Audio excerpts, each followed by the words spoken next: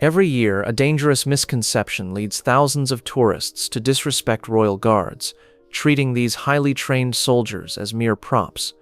When Patricia Holloway crossed the ultimate line by grabbing Sergeant Winter's throat, she learned the harsh reality that these men aren't costume characters.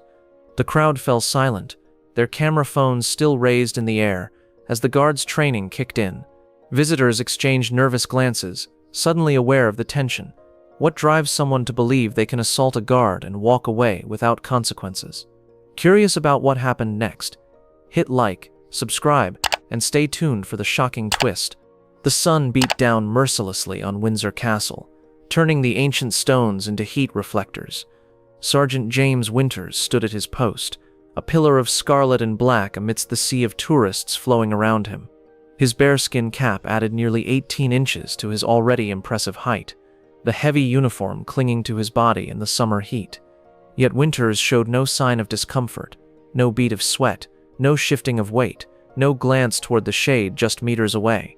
His eyes remained fixed forward, his posture perfect, his discipline absolute. Tourists circled him like curious fish, smartphones raised in tribute, capturing images of what many considered a living symbol of British tradition. A young boy tugged at his mother's sleeve, pointing at Winters. "Is he real?" The mother smiled. "Of course he is, but he's not allowed to move or talk. It's like a game." The boy's face brightened with understanding, like the statues at Disney World. This simple exchange revealed the fundamental misunderstanding that defined Winters' daily duty. The ceremonial uniform, scarlet tunic, bearskin cap, polished buttons, created an illusion that masked reality. The tourists snapping selfies remained unaware they stood feet away from a decorated combat veteran who had led men through firefights in Helmand Province, a soldier whose ceremonial rifle contained a fully functional firing mechanism. The guards' deliberate silence and stillness created a perception vacuum, a blank canvas onto which visitors projected their assumptions. Their uniforms appeared as costumes, their military bearing as entertainment, their duty as performance. Most visitors maintained a respectful distance without prompting, guided by some primordial recognition of authority, the same instinct that keeps civilians from wandering into police stations and sitting at detectives' desks. Behind Winters' impassive expression, his mind remained vigilant. He had developed a technique during his tours in Afghanistan, filtering background noise while maintaining heightened awareness of potential threats. The tourist chatter became white noise, like mountain winds that once whispered through passes as he led patrols. He noticed everything: the teenager testing boundaries by inching closer, the loud American family arguing over their itinerary, the pickpocket working his way through the crowd to his left. As the afternoon crowd thinned and swelled in predictable patterns, Winters observed a woman approaching the castle entrance. Patricia Holloway pushed her designer sunglasses higher on her nose, her face pinched with displeasure. At 53, her hair expensively highlighted, her clothes suggested upper-middle-class comfort transformed into entitlement. She checked her watch, then sighed dramatically, loud enough for nearby tourists to hear. £200 for tickets, and they can't even provide decent directions, she muttered. Ridiculous. In Patricia's mind, a dangerous misconception had taken root.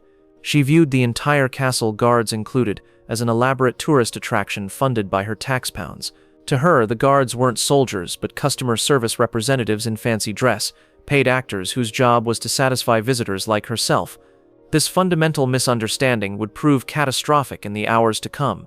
She pushed through a group of Japanese tourists, trailing complaints. "Excuse me, coming through. Some of us have schedules to keep." The crowd parted reluctantly, sensing her sharp elbows before they made contact.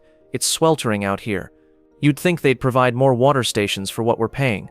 Winters registered her presence peripherally, just as he'd once noted potential disruptions in Afghan markets. His expression remained unchanged, but something in his posture, imperceptible to casual observers, shifted slightly. Years of military training had attuned him to recognizing pre-incident indicators, the subtle signals that preceded conflict. Patricia Holloway was broadcasting these signals like flares. The space between frustration and violence is smaller than most people realize. As Patricia's complaints escalated from muttering to confrontation, she entered that dangerous territory where entitlement overrides all social boundaries, a territory where even seasoned guards like Winters must prepare for the unexpected. Patricia's initial grumbling about the heat and her perception of walking in circles for 20 minutes seemed unremarkable at first, the kind of typical tourist frustration that castle staff encounter daily, but something subtle shifted in the atmosphere, a change that Winters instantly recognized. There's a certain tightening of the air that precedes conflict, an almost tangible pressure that Winters sensed before trouble materialized, his expression remaining impassive despite his internal alertness. The courtyard continued to bustle with activity, but the space around Patricia began to transform. She approached the guard with movements as deliberate as a predator stalking prey, her body language broadcasting signals that registered clearly in Winters' awareness. Her shoulders tensed like drawn bowstrings, her posture leaned forward in challenge, her gaze locked onto him with unwavering intensity. "Excuse me," Patricia called out, her voice cutting through the ambient noise of the courtyard. The words themselves seemed innocent enough, but they represented her first significant boundary violation. Throughout the castle grounds, signs clearly explained the no interaction policy with guards. Informational pamphlets emphasized this point, and tour guides regularly reminded visitors. Yet Patricia chose to disregard these established boundaries completely.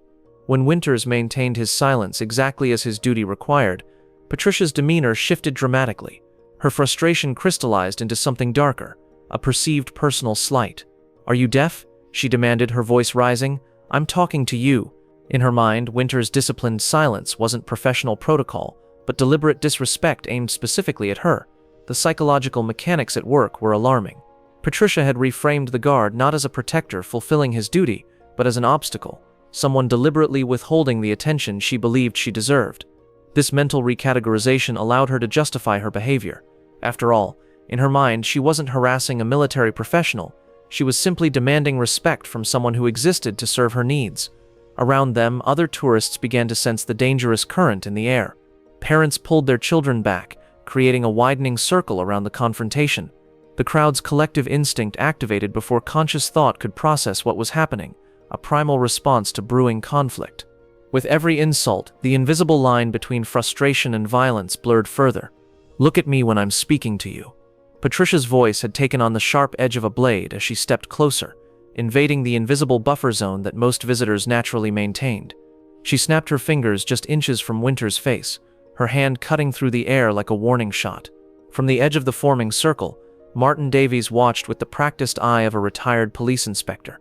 Patricia's stance reminded him of confrontations he'd witnessed moments before they erupted into violence, her body coiled like a spring under tension.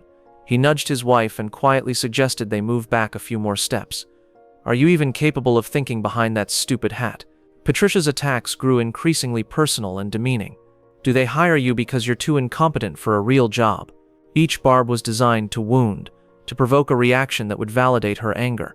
What Patricia failed to notice were the warning signals flashing all around her, physical manifestations of how far beyond acceptable behavior she had ventured. In the tense silence that had settled over the courtyard, the invisible boundary between verbal harassment and criminal assault existed as thin as the fabric of Sergeant Winters' uniform collar. A line that once crossed would transform this tourist's tantrum into something far more serious in the eyes of the law. Patricia's anger had reached its peak. Her verbal assaults had bounced harmlessly off Winters' practiced composure, each failed attempt only fueling her frustration. The crowd watched her transformation, hunched shoulders, tightened jaw, shallow, rapid breathing, telltale signals of imminent violence that security professionals would recognize instantly. She planted herself directly in Winters' path, her shadow falling across his scarlet tunic as she deliberately blocked his line of sight.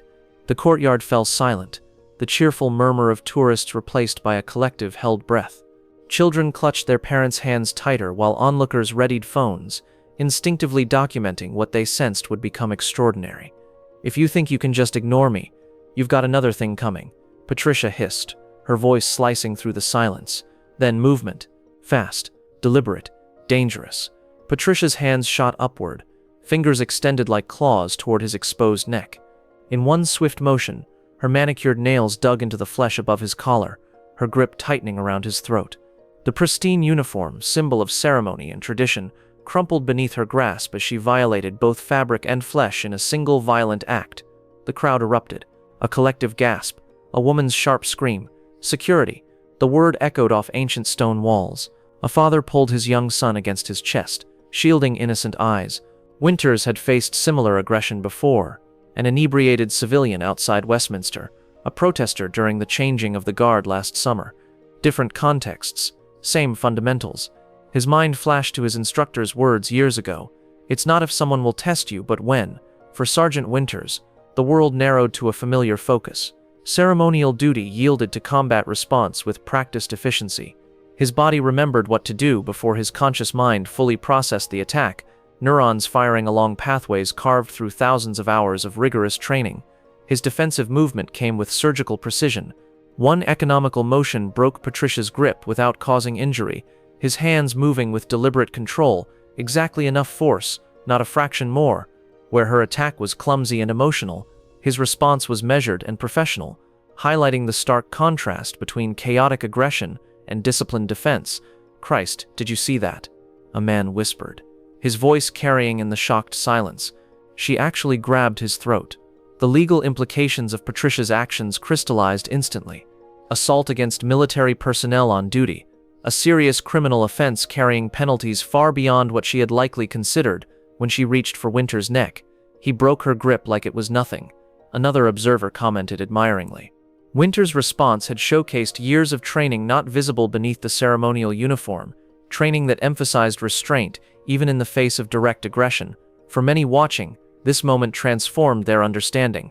The guard they had been photographing, perhaps even mocking, was not merely a tourist attraction, but a professional soldier with capabilities extending far beyond standing motionless.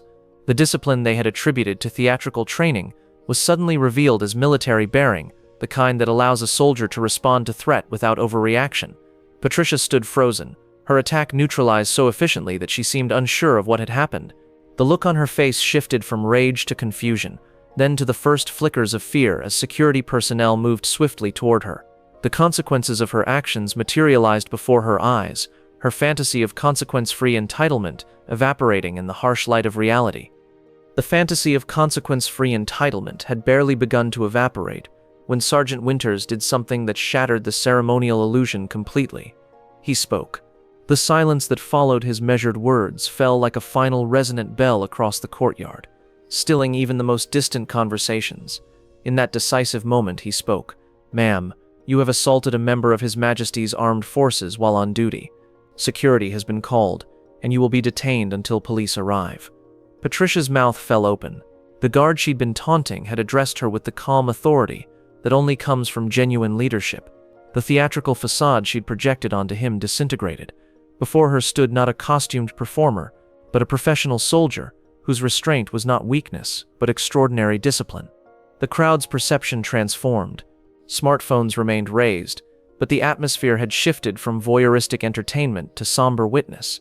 Children who moments earlier had been posing for photos beside other guards now pressed against their parents' legs, instinctively recognizing the gravity that had descended.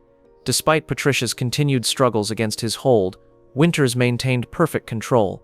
His grip remained exactly as firm as needed, no tighter to punish, no looser to risk further aggression. Each time Patricia twisted, his hold adjusted with mechanical precision, his expression unchanged. "I've served 2 combat tours," Winters continued, his voice carrying just far enough for those nearby to hear. "This uniform represents values, duty, discipline, and respect, values that extend far beyond ceremonial duties." For the first time, something flickered in Patricia's expression beyond indignation, a dawning comprehension. The reality of who she'd attacked began settling into her consciousness like a cold weight. A murmur spread as security personnel approached from multiple directions. Castle staff members arrived first, followed by uniformed police officers. What had begun as tourist spectacle was transforming into a formal law enforcement matter before everyone's eyes. Phones captured every moment as the narrative shifted from entitled woman harasses guard to suspect arrested for assaulting military personnel. I was just trying to get his attention," Patricia stammered, her previous confidence evaporating as authorities surrounded her. "Ms. Holloway, we'll need you to come with us," one officer stated, producing handcuffs. "You're being detained on suspicion of assaulting a member of the armed forces in the execution of their duty." With those words, the color drained from Patricia's face. This wouldn't be resolved with a manager's apology. There would be no opportunity to reframe her actions as a misunderstanding. The legal machinery had engaged, indifferent to her protestations or social status. As security took custody of Patricia, Sergeant Winters released his hold and immediately resumed his ceremonial posture. His transition back to stillness wasn't theatrical performance, but demonstration of the self-discipline that Patricia had fatally mistaken for artifice. His eyes returned to their forward gaze, his body to perfect alignment. A child pointed and whispered, "Is he a robot?" The mother shook her head. "No," she replied, her voice carrying unexpected emotion. "That's what real training looks like." Patricia glanced back once as she was led away, her gaze meeting Winter's distant stare. The revelation hit her fully then. She hadn't attacked a tourist attraction. She'd assaulted a soldier who had faced genuine threats in combat zones, yet had responded to her aggression with measured restraint. Her sense of entitlement had collided with reality in the most public and consequential way possible. The handcuffs clicked shut around Patricia's wrists with a finality that echoed across the courtyard. In that moment, the gravity of her situation crystallized. This wasn't simply a disagreeable encounter with tourist staff that would end with a complaint form. The fantasy world where her actions carried no weight had shattered completely, replaced by the cold metal restraints and the formal language of law enforcement. "Patricia Holloway, you are being detained on suspicion of assaulting a member of the armed forces in the execution of their duty," the officer stated, his tone matter-of-fact rather than judgmental. The words hung in the air, transforming what many tourists might have initially seen as amusing street theater into something somber. This was a criminal offense with potential consequences that would follow her long after her vacation ended. The crowd fell silent. Children who moments ago had been posing for photos beside the palace gates now watched wide-eyed. Adults exchanged glances. No one jeered. No one mocked. They simply witnessed actions meeting consequences with mathematical precision, like the final tumbler falling in a lock that couldn't be picked. "I was just asking for directions," Patricia insisted, her voice lacking the commanding presence it had possessed minutes earlier. The claim dissolved instantly, contradicted by dozens of cell phones raised in the crowd, their camera lenses having captured every moment of her aggression. "I witnessed the entire incident," stated a retired police inspector, stepping forward with his contact information. "I'd be happy to provide a formal statement." Others joined him, their testimonies building a unanimous narrative that contradicted Patricia's desperate revisionism. Video evidence clearly showed her fingers closing around Sergeant Winter's throat, incontrovertible proof against her protests. The contrast between them was stark. Patricia stood disheveled, her carefully arranged hair falling across her flushed face, designer clothes rumpled and inappropriate. Mascara streaked beneath her eyes as reality dawned on her. Winters had resumed his post, posture perfect, gaze forward, with only slight redness at his throat already fading in the afternoon light. Patricia had crossed a line that separated social impropriety from legal violation. The machinery of justice now in motion would not be halted by demands to speak to a manager or threats of negative reviews. She faced potential criminal charges that could result in a permanent record, substantial financial penalties, and restrictions on her future access to royal properties. These consequences would ripple through her personal and professional life in ways she had never contemplated when she first approached the guard with entitlement blazing in her eyes. "Why is the lady in trouble?"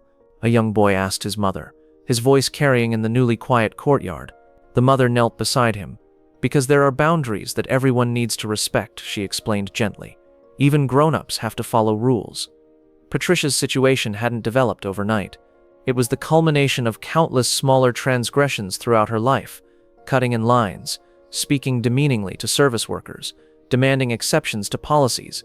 Each unchallenged behavior had shifted the boundary line in her mind, until she believed she could place her hands on a trained soldier's throat without repercussion. For the onlookers, the arrest served as a powerful reminder that entitlement eventually collides with reality. The clicking handcuffs marked the closing of a door, the end of a personal era, where Patricia had operated as though consequences were for others. Children watching learned what no textbook could fully convey. Respect isn't optional, and genuine authority doesn't need to announce itself loudly to command compliance. In the aftermath of Patricia Holloway's ill-fated confrontation with Sergeant Winters, we're left with a tableau that speaks volumes about our modern world. The quiet dignity of the Royal Guard stands as a counterbalance in a society where immediate gratification often trumps patience. Sergeant Winters' response demonstrated that true strength doesn't need to roar. Like an ancient oak standing firm against a sudden storm, his restraint wasn't weakness, but power channeled through years of training and self-mastery. The incident teaches us about respect and consequences. Boundaries matter. Patricia's journey from entitled tourist to detained suspect unfolded in minutes, but the lessons of her public fall will resonate far longer than her momentary anger ever could.